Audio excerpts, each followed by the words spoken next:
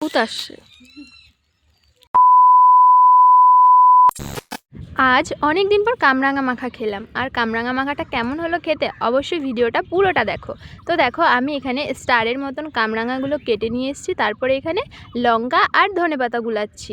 তারপরে এখানে কাসুন্দ দিয়ে দিলাম। আর আজকে না অনেক রোদ উঠেছে, তাই জন্য একটু টকটক খেতে ইচ্ছে করছিল। আর তোমাদের কার কার কামরাঙা মাখা এরকম রোদে বসে খেতে ভালো লাগে অবশ্যই কমেন্ট করে জানিও।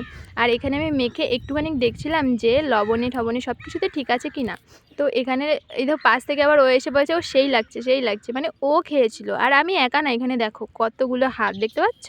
আর সবার দেখো সবাই খেয়ে কি বলছে, মানে সেই টেস্ট অসাধারণ এমন বলছে। আর আমি না মাখাতে খুব ভালোই পারি, মানে মোটামুটি ঠিক আছে, পারি না না খুব ভালোই পারি।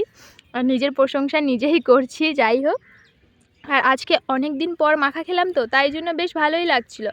মানে অনেক দিন পরেই, শীতকালে তো মাখা সেরকম একটা খাওয়াই হয় না, গরমকালে বেশি খাওয়া হয়। তো শীতকালে তো 2-3 দিন খেয়েছি, তো আজকের মাখাটা খুব ভালো হয়েছে, টেস্ট হয়েছে। আর দেখো এখানে আমাদের দাদু কি বলছে শোনো।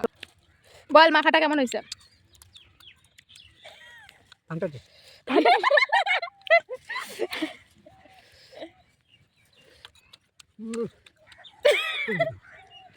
দেখতেই পেলে এখানে দাদু খেয়ে খুব ভালো বলছিল। আর এখানে দেখো লাস্টে এই ঝোলটা না খেলে মনে হয় না যে আমরা মাখা খেয়েছি।